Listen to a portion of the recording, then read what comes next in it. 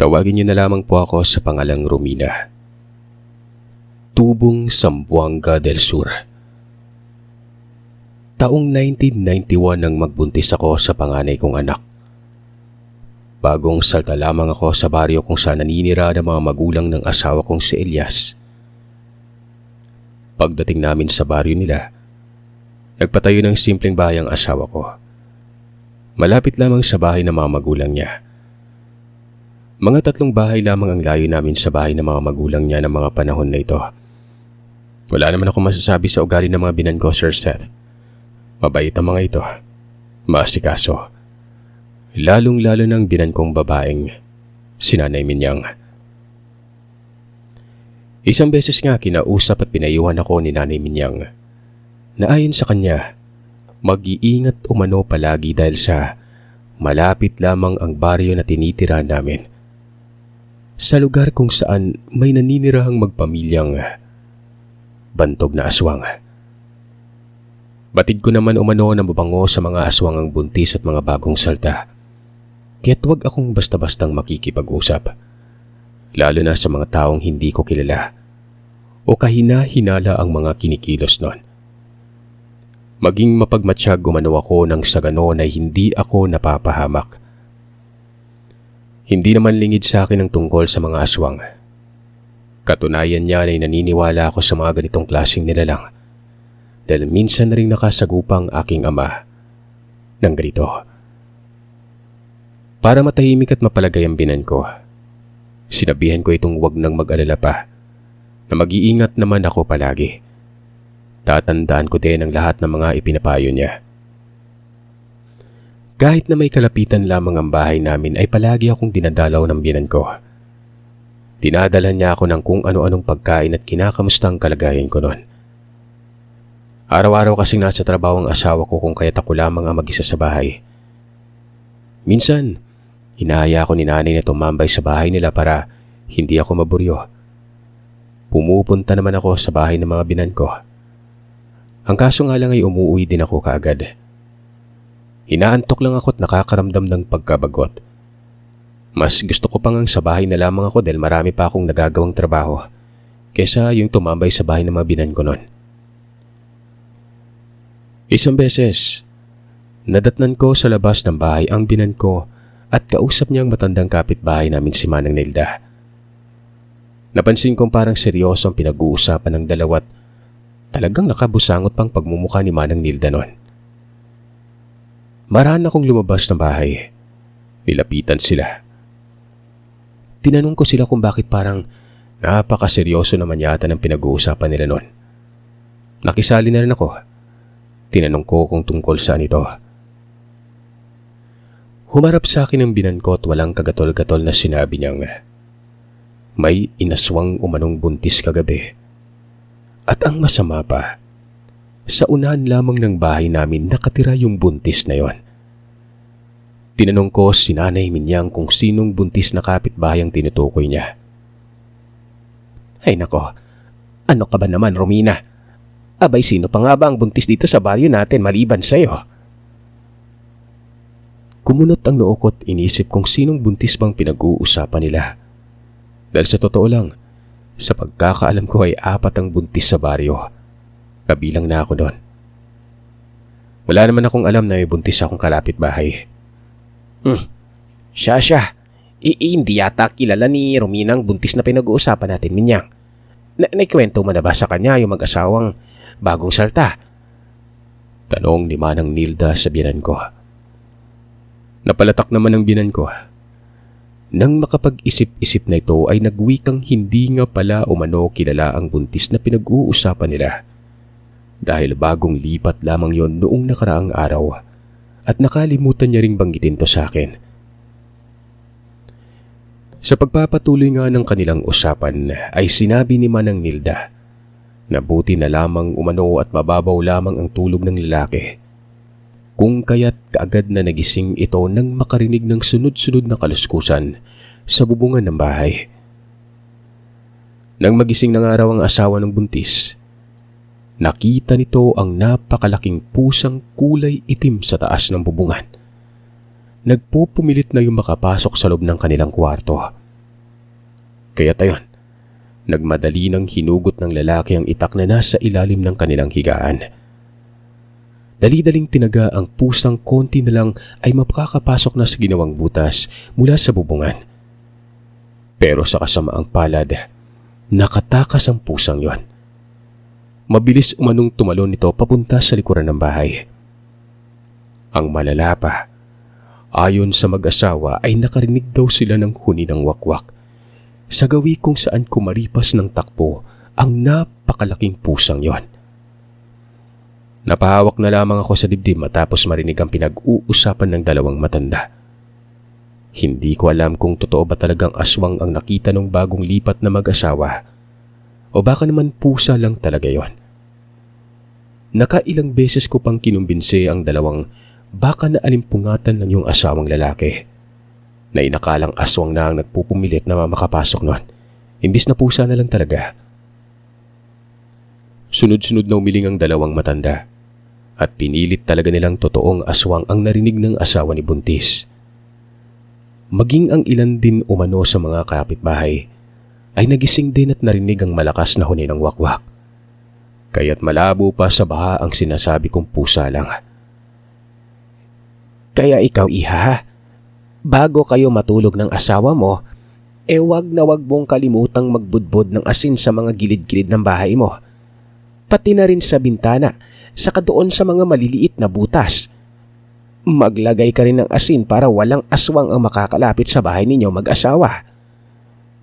Wika pa ni Manang Nilda. Hindi pa ito nakontento dahil may mga sinasabi pang matanda nun kung ano ang mga dapat kong gawin para hindi malapitan ng aswang. Lalo na kapag nasa labas ako ng bahay. Tango lamang ako ng tango at hindi na masyadong pinakinggan pa ang sinabi ni Manang Nilda. Mamaya, pupunta ako doon kina paring Iking. Yung manghihilot. Manghihingi ako ng pangontra sa aswang at dadaanan kita mamaya rito para mabigyan. Ako rin Mari ha, bigyan mo ako. Sabat naman ang binan ko. Aba, bakit? Buntis ka ba? Pabalang na tanong ni Manang Nilda kay Nanay Minyang at pinandilatan ito ng mga mata. Hindi. Ay nako. Tingin mo magbubuntis pa ako 60 anyos na ako. Ay Diyos ko. 40 mahigit pa lang nagmenopause na ako no. Kaya paano ako mabubuntis? Ha? Tugon ni Nanay Minyang. Hindi naman pala di magtigil-tigil ka diyan at wala nang magtatangkang mang aswang pa sa'yo ano. Dahil bukod sa makunat na yung balat mo, napakaalat pa. Bibihira ka na nga lang kasi naliligo at kita mo halos ikwintas mo na sa leeg yung lupain mo oh. Alam kong nagbibiro lamang si Manang Nilda sa sinasabi niya sa binan ko. Hindi naman napikon ng nanay ko. Bagko sir ay inulan rin ni Nanay Minyang ng panalait ang kumari niya. Hanggang sa parang baliw na ang dalawa at wala nang tigil sa kakatawa. Abay bakit? Buntis na bang inaaswang? Malay mo, magkamali pa rin aswang at mapagkamalan akong buntis. Hoy, tumigil-tigil ka dyan Minyang. Kilabutan ka dyan sa mga pinagsasasabi mo. Ang mabuti pa isamahan mo na lang akong pumunta sa bahay ng mga gamot mamaya para dalawa tayong manghingi ng mga pangontra. Hindi kalaunan ay nagkasundo naman ang dalawang matanda. Bago pa nga umuwi sa kanya-kanyang bahay ang mga ito, nagbilin pa sa akin ang binan kong magsuot daw ako ng damit na kulay itim bago magtakip silim. Nang sa gayon ay hindi makita ng aswang ang sanggol sa sinapupunan ko noon. Magbitbit din umano ako ng bawang at asin palagi dahil pangontra din yon sa aswang. Sa pagdaan ng mga oras, ako na lang mag-isa sa bahay. Habang nakaupo ako at namimintana, naramdaman kong parang may mga matang nakatingin sa akin. Saglit akong nagpalinga-linga at hinanap kung nasaan ang presensyang nararamdaman ko.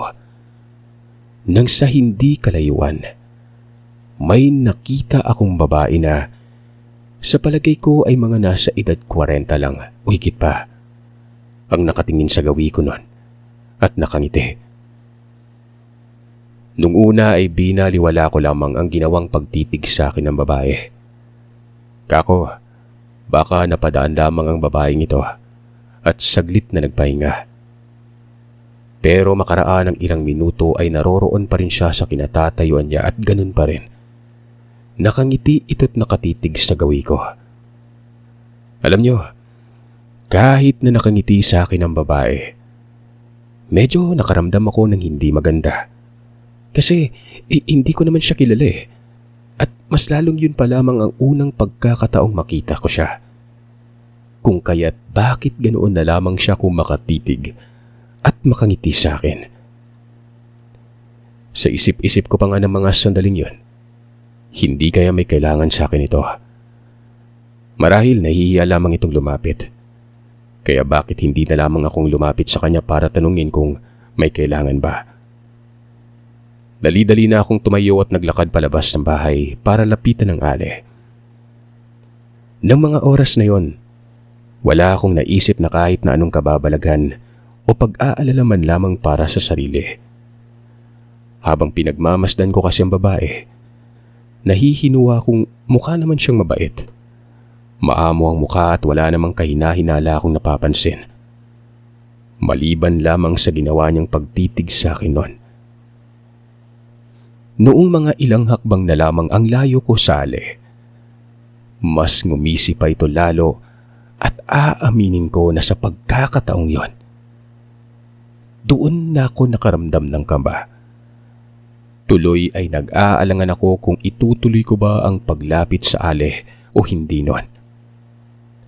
Hanggang sa maya-maya pa ay narinig ko ang boses ni Aling Guada, isa sa mga kapitbahay ko. Nang tumingin ako sa matanda ay tinanong niya ako kung saan umano ako pupunta. Sasabihin ko na sana sa kanya ang tungkol sa babae. Ang kaso nga lang, noong ibalik ko na ang tingin sa gawi kung saan nakatayo ang Ale, wala na ito doon. Saglit pa ako nagpalingaling at hinanap ang babae pero ni anino niya, wala akong makita. Iha, may problema ka ba? Sino bang hinahanap mo tsaka bakit ka namumutla? Nagtatakang tanong ni Aling Guada nang makalapit ito sa akin. Kunot noong sinabi ko sa matanda ang tungkol sa Ale na nakita ko noon. Ang kaso nga lang ay bigla na lamang itong nawalat. Hindi ko alam kung saan pumunta. Babae? Wala naman akong nakitang babae. Saad ng matanda at nagpalinga-linga na rin siya. Ay nako talaga. Ikaw talaga kung ano-ano na lang nakikita mo. Tara na sa bahay mo at kunin mo itong ginataang langka. Alam kong nakaraan ka pa naghahanap nito ha. Saktong-sakto naman nagluto ako kani-kanina lang kaya dinalhan na kita. Aniya, at inabot na sa akin ang mangkok na may lamang ginataang langka noon. Hindi pa man kami nakarating sa bakuran ng bahay. Natanaw kong papalapit naman ang binan ko. Nakangiting nagtanong siya kung bakit nasa labas sumano ako ng bahay at kasama si Aling Guada.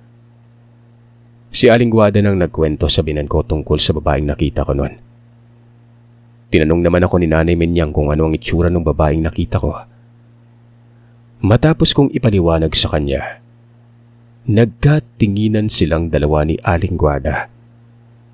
Nagtanong ang binan ko kay Aling Guada kung kilala niya ba ang babaeng sinasabi ko. Sunod-sunod namang umiling ang matanda at sinabing hindi niya kilala. Teka, sandali. Kung hindi ako nagkakamali, parang siya yung nanay ng buntis na bagong salta. Saad ni Nanay. Nawala ang kaninang pangambang nararamdaman ko matapos sabihin ni Nanay na baka yung bagong saltang babaeng sinasabi ko noon. Ipanatag ko na daw ang loob ko dahil sa tingin ni Nanay Minyang. Mabait naman ang bagong kapitbahay namin. Bago umalis ang binan ko ay inabot niya rin sa akin ang biniling isda at gulay. Sa pagdaan ng mga araw, Sir Seth, ay naging usap-usapan na sa baryo namin ang tungkol sa aswang.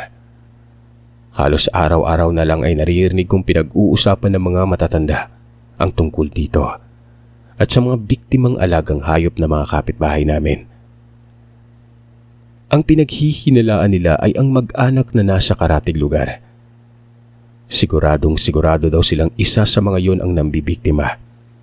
Dahil wala naman silang ibang paghihinalaan kundi yung mga yun lang. Ayon pa kay Manang Nilda, maghintay lang daw talaga ito na maminsala sa baryo dahil hindi pa siya nakakahingi ng mga pangontra sa aswang. Hindi niya pa natitsyempohan ng manggagamot. Oras na makahingi na ito ay aabangan niya umano talaga sa kinagabihan at yayariin niya nun. Wala siyang pakialam kahit na pagtulungan pa siya ng kaanak ng aswang na yon. Sobra-sobrang namimirwisyo na umano talagang ginagawa nito. Wag na wag lang talagang magsali-sali sa pambibiktima ng aswang na yun yung mga alaga kong kambing. Dahil sinasabi ko sa inyo, nako, oras na may mangyaring masama sa mga alaga ko mababawasan sila maski isa lang. Susukurin ko talagang pamilyang yon at sisiguraduhin kong isa sa kanila ang raratay sa lupa bago ako uwi sa bahay. Pagbabantang wika ni Mang Carlos, na minsang madatnan kong nag-uumpukan na naman sa labas ng bakuran ng mga binan ko ang ilan sa mga kapitbahay ko at pinag-uusapan na naman nila ang tungkol sa aswang. Hinahinay lang, Carlos. Hindi pa naman tayo sigurado kung sila ba talaga yung nabibiktima dito. Alam mo tumanda na ako dito halos kalahati na ng buhay ko Naging kalapit baryo ko na magpamilyang bantog na yon. Ni minsan ay hindi ko pa sila napapabalita ang nabibiktima dito sa atin. Malabo yung sinasabi ninyo. Maaari siguro sa ibang lugar pero dito hindi ako kumbinsido na sila ang may kagagawan. Sabi ng binan kong lalaki. Anong ibig mong sabihin pare? Na may iba pang aswang dito sa lugar natin? Maliban sa bantog na magpamilya? Hindi sumagot ang binan ko. Bagkos ay tumingin ito sa asawa ng buntis na bago naming kapitbahay. Nang tingnan ko naman ang lalaki ay parang kimi yun kung umiti. Hindi ko alam kung nahihiya lamang ba ito o talagang nag-aalangan siya at hindi komportable sa usapan. Mahirap nang magsalita pare. Mas magandang aktwal nyo na lang na makita at malaman kung sino talagang aswang na namimirwisyo dito sa lugar. Sagot pa ng binan ko. Hindi na ako nagtagal pa sa pakikinig sa usapan nila. Umalis na rin ako kaagad dahil naiilang ako sa ginagawang pagtitig sa akin ng asawa ng buntis. Isa pa, kumikirot ng bahagya ang tiyan ko at gumagalaw-galaw ang sanggol nun. Na mga panahon kasi na ito, kabuanan ko na. Araw na lamang ang binibilang namin mag-asawa at manganganak na ako. Nung medyo makalayo na ako sa bahay ng mga binan ko, humupa na ang pananakit ng tiyan ko. Pero makaraan ng ilang minuto, ay nakita ko na naman ang ale. Kagaya nung dati ay nakangiti ito at sa pagkakataong yon ay nalapitan niya na ako at nagpakilala. Tama nga ang nanay Minyang. Siya ang ina ng buntis na bagong kapitbahay namin. Nagpakilala siyang si Aling Merna. At alam niyo bang nagulat ako at halos hindi makapaniwala nang sabihin sa akin ni Aling Merna na nasa 59 anyos na ito. Hindi akma sa edad niya ang kanyang itsura nun. Kung pagmamasdan mo kasi si Aling Merna at hindi siya magsasalita nun, parang nasa edad 30 o 40 mahigit lamang ito. Maliban sa maputi ay makinis at balat at wala kang makikitang kahit na isang kulubot sa mukha niya. Balingkinitan din ang kanyang katawan at napakaganda ng buhok niya hanggang bewang. Gusto ko nga sanang tanungin siya kung anong sikreto niya at ano ang kinakain niya at napanatili niya ang ganun kagandang kutis at hubog ng katawan. Kaso naiiya ako. Malapit ka ng mga anak. Ihinog na yung sanggol sa sinapupunan mo. Nakangiting sad ng matanda habang sinasabayan ako sa paglalakad. Tumango ako at maghalang na sinabi sa kanyang ilang araw na lamang ang hinihintay naming mag-asawa. Na-excited na yung asawa ko at halos hindi na makapaghintay na makita ang panganay naming anak. Maari ko bang hawakan ang tiyan mo? Alam mo kasi yung anak ko, matagal-tagal pa siya manganganak Hindi pa man ako nakakasagot ay hinawakan na ni Aling Merna ang tiyan ko. Hinimas-himas yon. Napahinto ako sa paglalakad at parang nahipnotismo ako at walang nagawa nung hawakan ng matanda ito. Nung una ay banayad lamang ang ginagawang paghimas nito. Pero kalaunan ay parang dahan-dahan na yung dumidiin. At nararamdaman ko na ang matutulis na kuko ng matanda. Nung maramdaman ko ang pagkirot, napapitlag ako at agad na hinawi ang kamay ni Aling Merna. Nakita kong nawala ang pagkakangisi ng matanda matapos kong hawiin ang kamay nito. Tumalim ang mga kamay niya pero saglit lang at kumiti din naman kaagad gawa ng narinig ko ang boses ni Nanay Minyang na tinatawag ang pangalan ko noon. Bago pa man ako lumingon kay Nanang Minyang ay nagmadali nang magpaalam si Aling Merna at nagwikang may pupuntahan pa umano siya. Nagtanong ang binan ko kung ano at bakit umalis kaagad ang nanay ng buntis naming kapitbahay.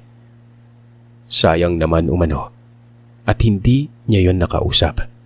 Di sana'y napaalalahanan niya yung mag-iingat dahil meron ngang aswang sa baryo.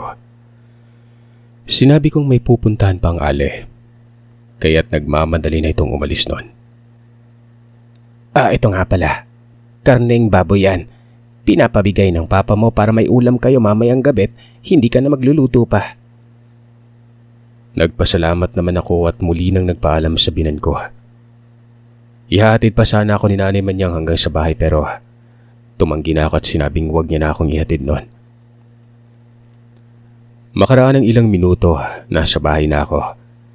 Inilapag ko lang sa mesa ang binigay na ulam ng binan ko noon.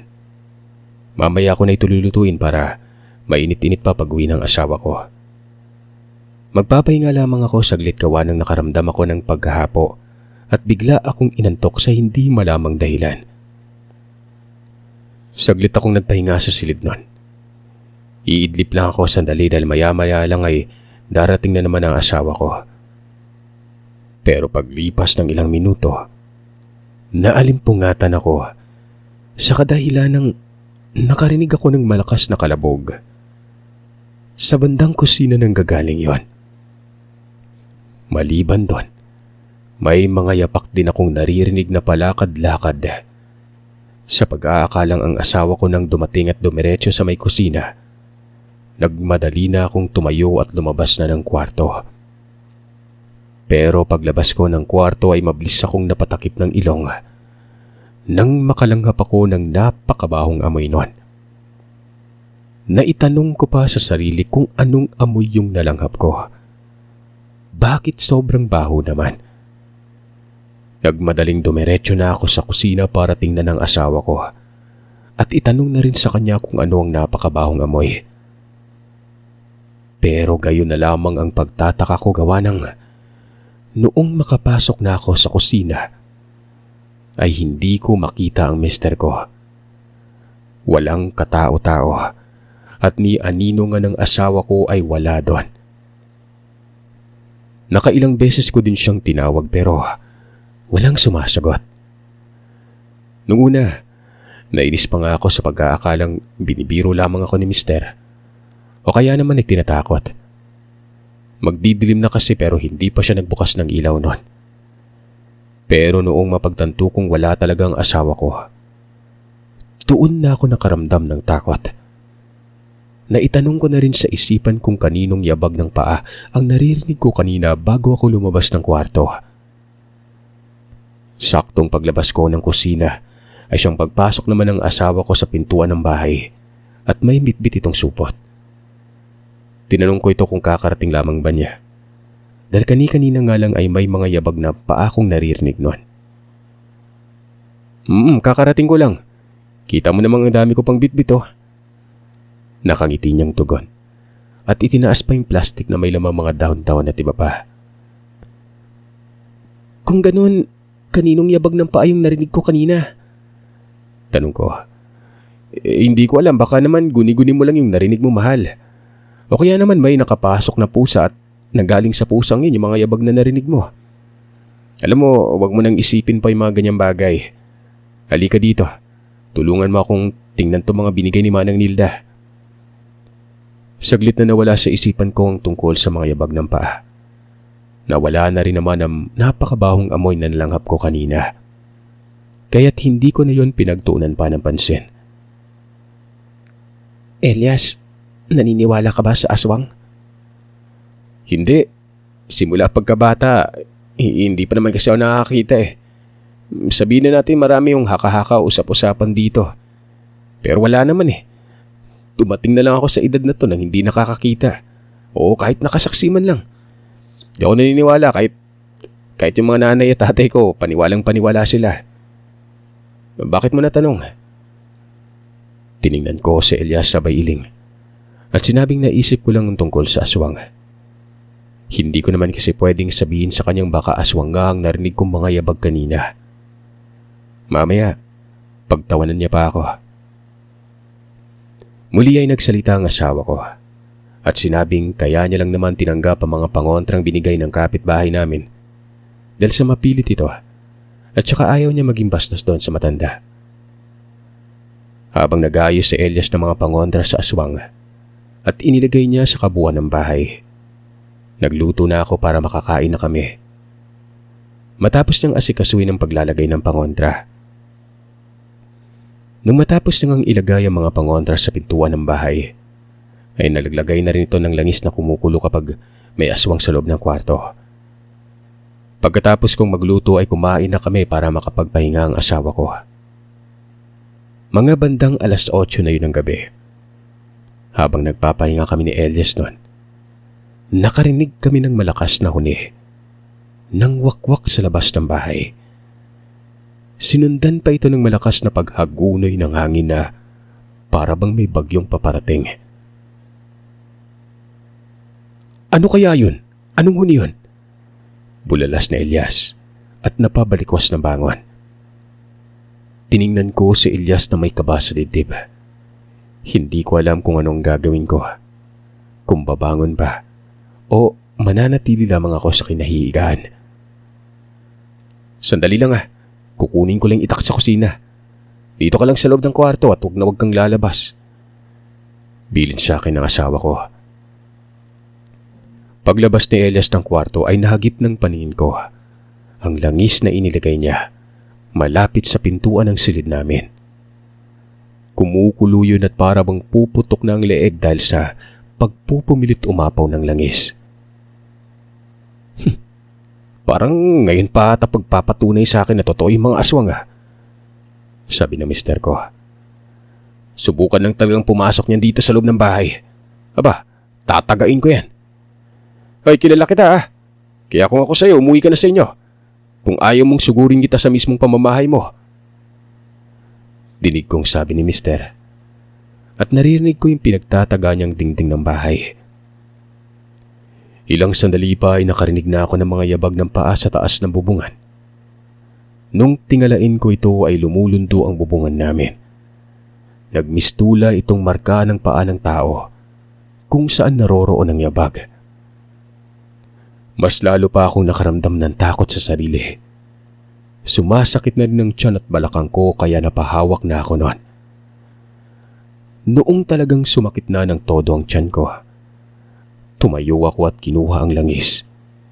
Pinahiran ko ng langis ang tiyan at taimtim na kinakausap ang sanggol at sinabihang tumigil na sa paglilikot sa sinapupunan ko noon. Maya-maya pa, hindi ko na napigilan ang sariling sumigaw nang may makita akong namumulang mga mata ang nakasilip sa taas ng bubungan. Kasabay ng pagsilip noon ay ang mabilis na pagkukumahog na kaluskusan ng matutulis na kuko. Romina, anong nangyari sa'yo? Dali-dali kong tinuro ang namumulang mga mata na nasa may bandang butas ng bubungan noon.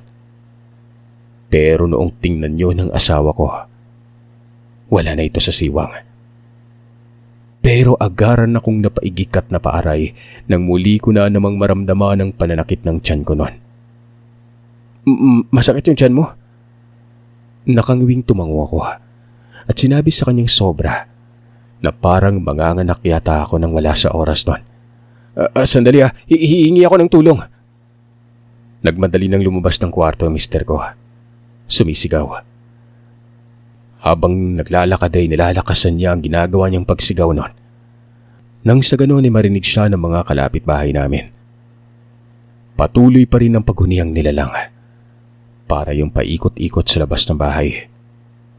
Tingin ko ng mga oras na yon ay nahihirapang makalapit ang aswang dahil sa mga pangontrang binigay ng kapitbahay namin. Maya-maya pa, may mga yabag na akong narinig at naulinagan ko na ang boses ni Manang Nilda at ang iba pa naming kapitbahay. Teka, ano yun? Aswang ba yun? Oo nga, aswang. Nasa taas ng bumungan. Batuin nyo. Boses ni Mang Carlos ang narinig kong nagsisisigaw bago ang sunod-sunod na paglagabugan ng bubungan namin. Pinagbabato na yata nilang sinasabi nilang aswang. Dali-dali man akong nagtakip ng unan sa ulo at yumuko nun. Gawa ng baka mabutas ang bubungan namin at lumusot ang bato. Matamaan pa ako nun. Teka, tumalon sa likuran. Habulin nyo! Sigaw ng isa pa naming kapitbahay. Narinig ko na rin ang boses ni Nanay Minyang. Napanatag na ako at napaluha na lamang. Halo-halo na ang nararamdaman ko noon. Buti na lang talaga at ng gabing yon ay hindi ako napaanak, Sir Seth. Saktong-sakto lang talaga na nabigyan kami ni Manang Nilda ng pangontra. Bago pa man sumugod sa bahay namin ang nilalang na yon. Dahil kung hindi, baka napasok na kami nang hindi namin namamalayan. Ang mas nagpagimbal sa akin nang malaman kong mula sa mga kapitbahay ko na ang aswang na sumugod sa lugar namin ay ang bagong salta sa baryo namin, si Aling Myrna. Ayon pa kay Mang Carlos, kaya nalaman nilang ang matandang si Aling Myrna ng aswang dahil nung habulin nila sa likod ng bahay, tumakbo ito papunta sa bahay ng bagong salta. Nasundan nila ito. Grabe ang pagmamakaawa ng matanda matapos nilang malamang ito ang aswang sa lugar namin. Napag-alaman din nilang hindi totoong buntis ang anak nito at palabas lamang ang lahat na inaaswang kuno ang anak niya. Nang sa ganoon ay maibaling sa iba ang atensyon ng mga tao at hindi sila ang mapaghihinalaan sa mga nangyaring patayan ng mga hayop sa baryo namin. Napag-alaman din ni Mang Carlos na kaya pala napadpad sa baryo namin ng tatlo dahil napalayas na pala ang mga ito. Dahil napag-alaman din sa baryong tinitiran nila ang sekreto nila. Hindi na nagsayang pa ng oras sa mga kababaryo namin. Kaagad na kinaladkad na nila sa barangay ang tatlo at nireport ang nangyari. Pero kinabukasan, pinakawalan din ng kapitan at pinauwi ang tatlo dahil wala naman umanong makuwang ebidensya ang mga tauhan sa barangay. At higit sa lahat, walang kaso pagdating sa usaping aswang. Ganun pa man ay gumawa ng paraan ng mga kababaryo ko. Mapaalis lamang ang mga bagong salta. Lalong-lalo ng matanda nun. Tuon ko rin naisip na kaya siguro hindi tumatanda si Aling Myrna. Maliban sa boses nito, yun ay dahil sa dugo at laman loob ang sekretong kinakain nito. Mapatao man o hayop nun. Awa naman ang nasa taas ay napalayas rin sa baryo namin ng magpamilya. At napatunayan ng binan kong lalaking hindi ang bantog na aswang sa karatig lugar ang namiminsala nun. Matapos ang pangyayaring ito ay sobra-sobrang nagpapasalamat kami kay Aling Nilda dahil isa ang mga pangontra na binigay niya sa dahilan kung bakit hindi ako nalapitan ng nilalang at kung bakit hirap na makapasok ang aswang sa loob ng bahay.